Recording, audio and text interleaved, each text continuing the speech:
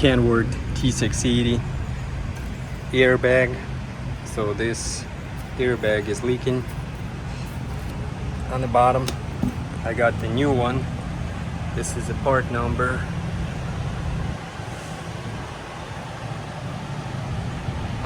Alright, so very easy.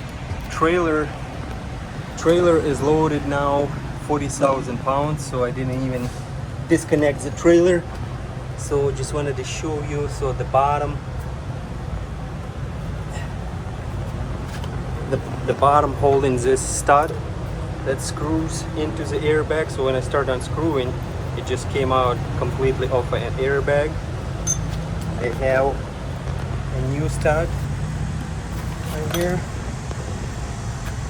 along with the paste, and this fitting for the hoses I just unscrewed over here, and it gets connected to this one hose and another one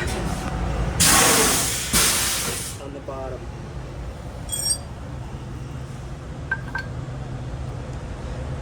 So now to take this airbag off, so we unscrew this fitting, disconnect two hoses, unscrew this fitting, and then there is two nuts that we need to unscrew and one stud on the bottom